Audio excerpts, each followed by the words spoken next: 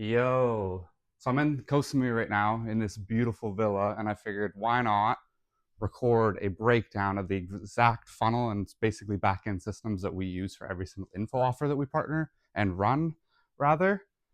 But first, take a look at this view, dude. Absolutely gorgeous. Probably the nicest villa hotel resort I've ever stayed at. But anyways, I'll set you up and then I'll run through this funnel real quick. Okay, so this is basically the entire backend system that we use. Obviously, each offer is different, each creator is different, right? So I'll just run through this. So this was on a brand new offer that we launched. A creator with about 10K followers, less than 10K, but we collected, or we did rather, $34,000 in 14 days. Completely brand new offer. So this is the exact funnel breakdown. So obviously, when we originally partnered with him, he had no offer. He had no pre-existing offer already existing, right? So I mean, first step is basically running market research and offer refinement, of course, right? The basic principle to follow when you're creating an offer is first, I like to always have a low ticket and a high ticket, right? Because then you can not only sell a multi-$1,000 program to as many people as you possibly can, right? Depending on fulfillment, but you can also downsell the more broke leads that can't afford it, right? People that can only afford $100 a month. But when you're creating this offer, you need to obviously gather market research on your ICP, and then you need to refine it. So essentially, you are increasing the desired outcome. You are also increasing their likelihood of success, their perceived likelihood of success, while simultaneously decreasing the time delay that they, or the time delay, or the time rather, that is required to receive this outcome that they want. And then you're also needing to decrease the effort slash sacrifice that they're making in order to get this outcome. And that's basically how you formulate an offer. And then you can, charge five, six, 10,000, $20,000, depending again on fulfillment for a high ticket offer. And then of course, some sort of principle is people will buy if they believe in the mechanism. So they believe in the offer, or not the offer rather, but they believe in the, sorry, someone's ringing the fucking doorbell right now, messing my whole video up. People will buy if they believe in the mechanism, right? They believe in the business. They believe in the biz opportunity, trading, SMMA, OFM. Doesn't really matter what it is. They believe you are the one that's capable of teaching them, and then they also believe they are capable of doing it themselves, right? You need to overcome their limiting beliefs. This motherfucker. 1 second. Okay, it was one of my girlfriends. Fucking annoying, but we'll get. She didn't like that comment. Anyways, people will buy if they believe in the mechanism. They believe you're the one that's able and willing, or not. They will buy if they believe in the mechanism. They believe you're the one that is able to teach them, and then of course, again, you need to overcome all their limiting beliefs. They need to believe that they can do it. They are able to achieve this. So once you have that down, you are obviously going to refine an offer. So I'm not going to get in depth into this. Basically, we formulated a do-it-yourself, a low ticket, $100 a month. I know here it says $200 a month, but we later changed that. A done with you, which is basically a high ticket. We have two high tickets, a done with you and a done for you. So the done with you is a price point of 6K, and then the done for you 10K. Obviously, we're offering in-house financing. We're offering financing through different payment processors like Fanbase, Swap, etc. But these were basically high ticket offers for people that in the specific offer were wanting to scale a clothing brand, or they already were scaling slash building a clothing brand, but they just wanted Victor's expertise in, taking them further, right? So that's basically the offer breakdown. And then you essentially have two different traffic sources, right? You have Instagram and you have YouTube. TikTok is pretty garbage, right? Just because there's no engagement on TikTok. You don't have Instagram stories. You're not DMing people. You can still post and refurbish your short form content rather, and I recommend you do that. But don't even worry about that. Just post on TikTok, of course, the shit that you're already posting on Instagram. But the main two traffic sources you have are Instagram and YouTube. YouTube is king. I'll touch on that in a second. But for Instagram, how you run it basically and how we run it is you essentially have top of funnel, middle of funnel, and bottom of funnel content. The top of funnel content is it's the brain rot. It's the doom scrolling, lifestyle, flexing, villa, supercar. It's the shit that gets views, and the quality of the viewer is terrible, right? But the idea is you're obviously taking as many views as you possibly can get, and you're pushing them down the funnel, right? So you push them down to middle of funnel content, and then even further to bottom of funnel content, right? In this specific offer for Victor, you know, content that we were posting on YouTube and Instagram specifically for this, right? Clothing brands is the #1 business in 2026. Challenges that he's overcoming. He's documenting his journey, building his brand and scaling his brand, a day in the life. We even go deeper in bottom of funnel where it's like, okay, these people are interested, they're kind of learning, but they want more sauce. They want a video like this. They want to consume something where they're learning so much and getting so much value, but inherently it's boring as fuck, right? It's not flashy colors, there's not fancy edits, it's boring. But again, you push them down, bottom of funnel. For example, a Miro and presentation deck, he's sitting there, Victor's sitting there, or any creator, he's recording a reel, face on, or camera on his face, and he's going through it like this, some sort of visual presentation, you know, advanced knowledge, client case studies. So that's basically the idea of it. And then of course you have the exact same thing on YouTube. But yeah, these are for Instagram reels, and then stories.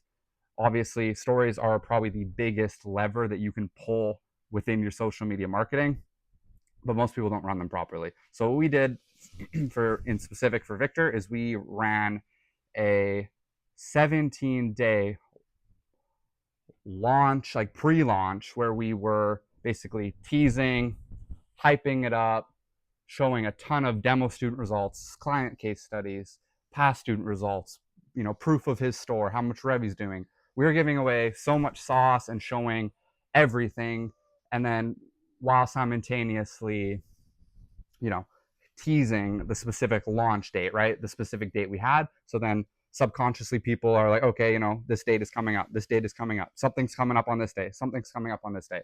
So by the time we launched, we essentially just hopped on calls with these people.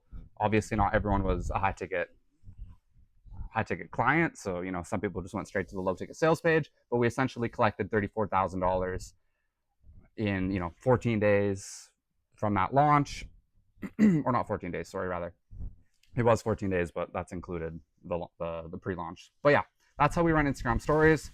These are some examples where you need to be very specific with your Instagram stories. You cannot just post flexing, and you can't just expect to post, you know, results and proof and just, you know, here's the checkout link, here's the checkout link, here's the checkout link, like super.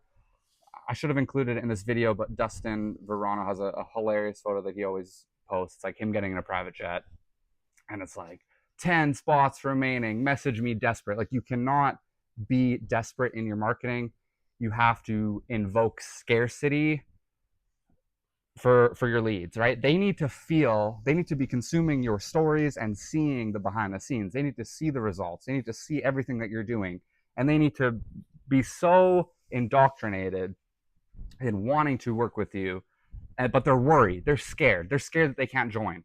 They are going to join ASAP because they're worried that doors are closing, they can't get in, price is going to get increased. That is the way that you want to be running your Instagram stories. So these are some examples how we do the exact formatting, right? You obviously want to play around with colors and play around with the formatting, put cropped photos of, you know, text message between students. You want obviously rev screenshots, student results.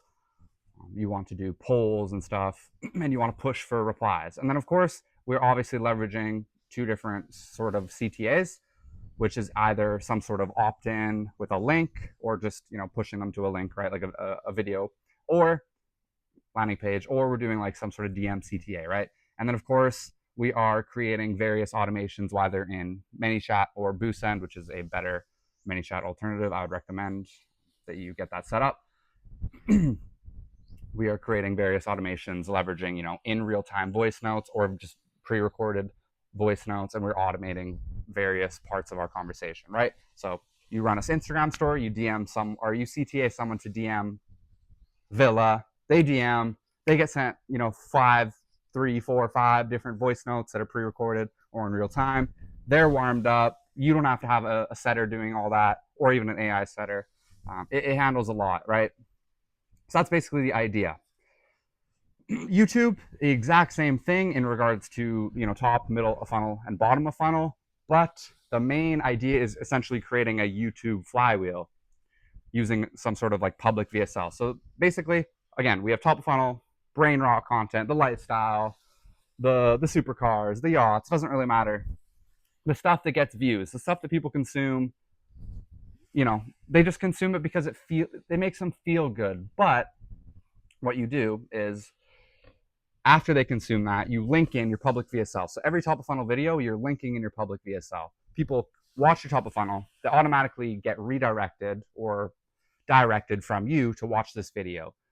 The people that do end up watching that video are going to be pushed further down the funnel, right? And then, of course, YouTube has specific metrics now that they track. They used to track watch time. Now they essentially track session time. So YouTube makes money from running ads, right? Businesses pay YouTube to run ads. It's very simple. So the longer people spend on their platform consuming content, the more money they make. So what do they want?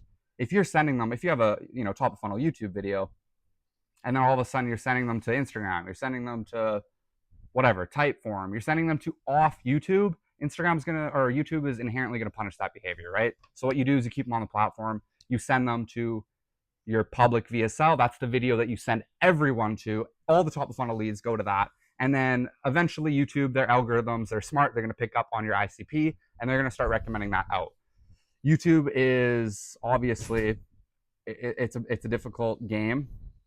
It takes a while to sort of establish yourself on YouTube and get, the algorithm working in your favor. But once you do, and even if you don't, even if you're getting, 100 views a video, 50 views, 1,000 views, it doesn't matter. The quality of lead on YouTube and the way that you can convert an Instagram audience, pushing them to your YouTube long form content, you have to have YouTube. It doesn't matter. If you have 0 subscribers, post YouTube videos.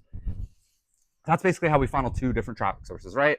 And then what we do is you're either funneling them to an AI setter or a real setter. We like to use AI setters just because, a real setter can't handle the volume that we're needing, plus the response time that we're needing. Plus, there's human error that comes with a human setter, right? AI setter, we can program it to be the best setter that we could possibly have. So that's why we use, plus it's cheaper, right? No commissions. We don't have to pay out any sort of setter. We do use setters in the sense of outbound, of course. For example, when we first launched like the 17-day wait list, we were obviously pushing people to some sort of Typeform. We're gathering information. We're gathering leads, names, phone numbers, putting them on an email list. We're sending them emails. So obviously, when we launched, our outbound setter was reaching out, making phone calls, sending outbound DMs, because again, these leads weren't inbound. So obviously we have to have someone manually doing that. We can't automate that to the extent that we wanted to with an AI setter. So obviously, again, you're pushing all your traffic to some sort of AI setter to do the qualification, or you're pushing them to a funnel, free training, webinar, VSL. It really doesn't matter. The point of this funnel is to collect an opt-in, right? You're getting name, phone number, email, so you can then send, emails. You can. It's not a value exchange. I give you something for free. You give me your contact information so I can contact you, right? That is important. If you're not running emails and you're doing nothing with phone numbers, you're leaving so much money on the table. So they consume this video, right? Free training, VSL, it doesn't matter. And then you're pushing them to some sort of qualifier. A Typeform is very commonly used. The whole purpose of this is, yes, to pre-sell and to provide more context, to gather information on your leads. But the whole point of this is basically to qualify if they're high ticket to book a call, or if they're low ticket to push them to the sales page, or some offers just don't even, they just waste them. They just push them away. It doesn't even matter. They don't care. We also do the qualification in the Instagram DMs through the setter itself, right? So some people are going to push into the DMs. We're not going to push them to the link. And the AI setter is going to do the qualification there. They're essentially going to act out what the Typeform would have fulfilled on, right?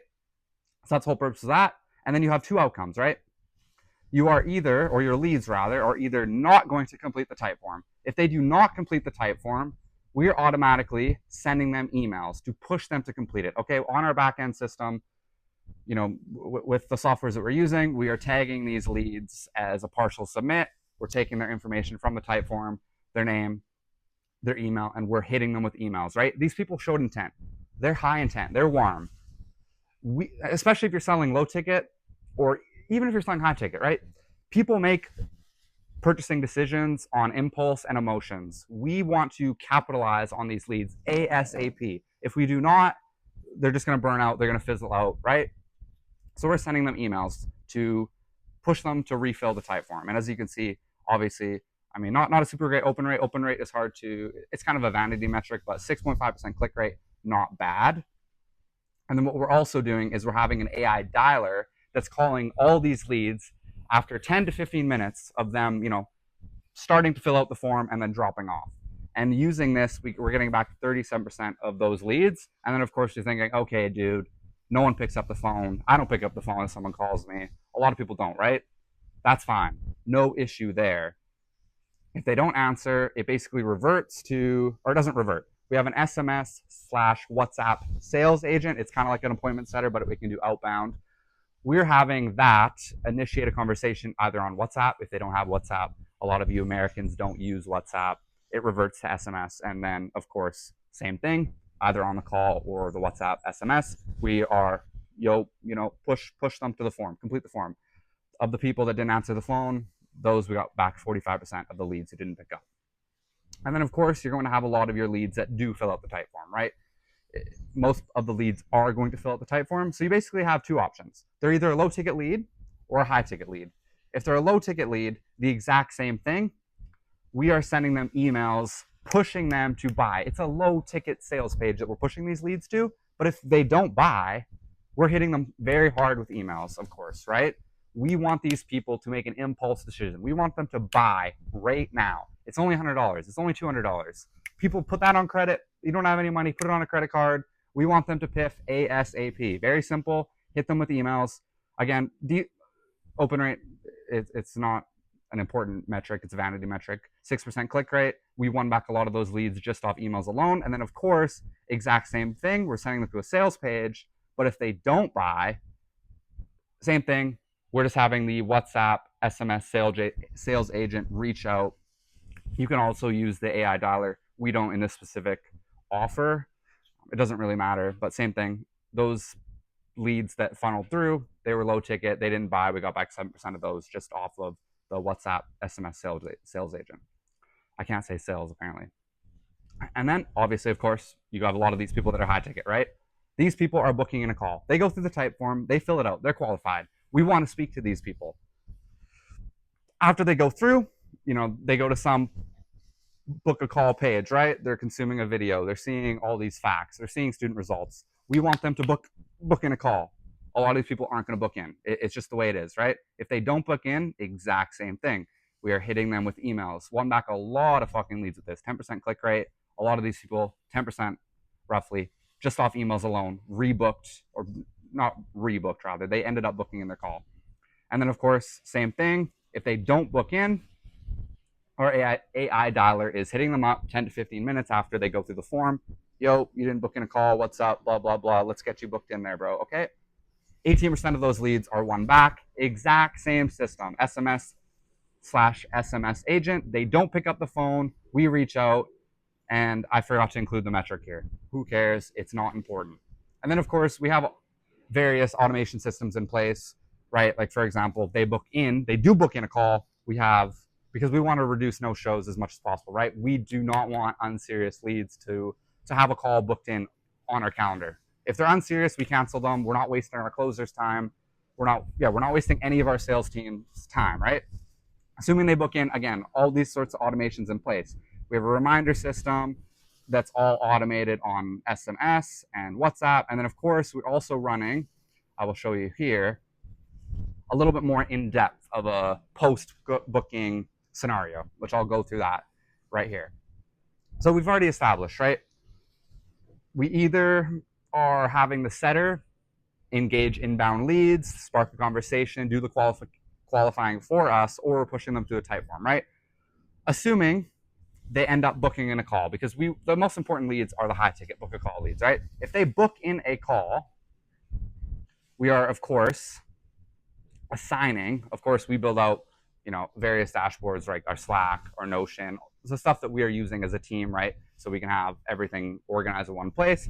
And then, of course, all the automations come in so we know when calls are getting booked. So that specific call is assigned to the closer/creator, and then we are updating that opportunity and or creating it in our CRM, the pipeline, right? Very simple stuff. And then exact same thing, they book in a call, they're going to be getting emails, we're tagging them with emails. But this is kind of the important part that a lot of people do, is after they book in a call, they're sent to some sort of, thank you page. This is basically, like I said prior, we don't want unserious people. Once they get sent to this page, their call is not booked. It's technically booked, but if they don't complete these steps, we're canceling it straight up. So we essentially push them to this page, and they are having to message us on business WhatsApp, just because we can hyperlink it in. It's very simple to do, right? It's very easy. Most people do this if they're running WhatsApp. Or we send them to Instagram, because again, you Americans do not use WhatsApp. It's a little annoying, so we send them to Instagram, and they have to message us or the call is canceled. And then what this does is, first of all, we're not optimizing for call bookings here, right? We are not optimizing for call bookings. We're optimizing for closes. So why are we letting unserious leads book in a call and no show us, or even show up to the call and waste our closers' time? This is not hurting your sales, it is increasing it. Some people get scared because, we implement some sort of system like this and their sales calls drop off, right? It's natural. This you need. So, they book in the call, they have the thank you page. Of course, the landing page all has the same shit, right? You want to have facts, you want to have student testimonials, you want all this stuff.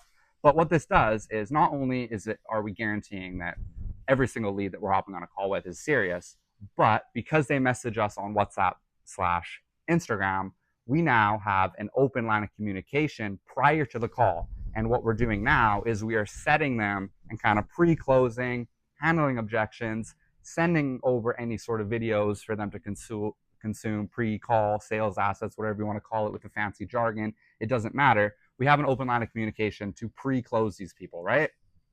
And then, of course, assuming ads are being ran to the specific funnel, you are going to want to update your metapixel, and then your ad campaign meta will basically optimize for those specific leads in the future, right? You're basically training your metapixel. That's not important for this specific launch. We weren't using ads yet. Our ad creatives rather were being created. I kind of touched on this briefly. Obviously, email, SMS reminders that are going out, right? We want to be hitting these people with a ton of emails and SMS to remind them. We want people to show up. Very simple. And then I kind of touched on this again, right? That line of communication is open. They booked in a call, they message on WhatsApp/SMS or Instagram. I don't know what I'm saying here. I'm getting distracted by the boat. That communication line is open, right? Now we are, again, pre-closing, sending assets to consume. And then, obviously, closer is hopping on the sales call. They're hopping on the sales call. So what happens? When people hop on the sales call, what is happening? Again, obviously, we are updating the outcome within our Slack sales team, right? Everything is organized. But you either have 3 different outcomes on the sales call. They either PIF, whether or not they pay in full, we get them financed, we in-house finance them, doesn't really matter. And what we do then is obviously just initiate onboarding, right? They're essentially clients. They've closed. Or we downsell into the low ticket. It's possible that a lead might have lied and continuously lied that they don't have the money. Maybe they have no available credit. We cannot get them on any sort of financing. We're going to downsell them into the low ticket just to collect some sort of cash, right? And then what we do and have built in inherently on our sort of onboarding for our low ticket is every single low ticket that purchases, they get a free onboarding call with our closer. And that is our opportunity to obviously upsell these people, because these people, they purchased, they pulled out their credit card, they made a $100 purchase, a $200 purchase. They showed enough initiative, they're buyers. And the easiest way you can increase your revenue is by taking more money from existing customers. So very simple there. And assuming that they don't PIF, or we don't collect any sort of in-house financing, or we don't get them set up on financing through a payment processor, we essentially have four different outcomes, rather, I'm bad at math, that we either take a deposit on the call, right? We take a non-refundable deposit and we schedule the next meeting on the call. And then of course, these leads are being pushed into some sort of email sequence again that is related to that, right? Hey bro, we got your deposit, blah, blah, blah. I got your call booked in for next day. Very simple stuff. They hop on the call. Oh, I need to talk to my girlfriend. I need to talk to my boyfriend. I need to talk to my wife. It doesn't matter. Obviously, the closer wants to handle these objections because these are smokescreen objections, okay? And especially if you're a dude, you don't have to talk to your girlfriend, okay? You're the man, you're the boss, doesn't matter. Assuming this happens, it happens sometimes if you don't have a great closer, or obviously, like, some people are going to book in a follow-up no matter how good your closer is. Same thing, we schedule the next meeting on the call, and they are getting put into the booked follow-up call email sequence, right? Same thing, some sort of automations. We want these people to show up. And of course, like I established prior already, we have an open line of communication open where either a setter or a closer, depending on his workflow, if he's able to, or if he has experience rather, even in setting, he is constantly communicating with these leads that are booked in, whether that's through Instagram, SM, or WhatsApp, doesn't matter, right? They hop on the call, they no close, same thing. They're getting sent a ton of emails, testimonials, case studies, student results, and then the exact same thing. If they no show, we are hitting them with emails.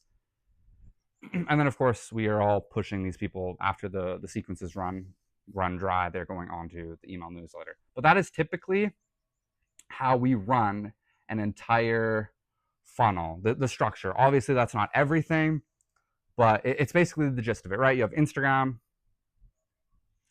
and you have YouTube. You have two main traffic sources. You push them all, you're qualifying them, and then you're pushing them to various sales pages, booking a call. But that's basically the process. Obviously, there's a lot more in depth behind the scenes in regards to content, like how does the reels look, what are the stories looking like, what's the the plan, how do the Instagram or the YouTube videos look like, a lot of stuff, niche stuff, but this is basically the gist of it. So yeah, if you have any questions, DM me on Instagram. Praise God. Beautiful day out, nice villa. Cheers, take care.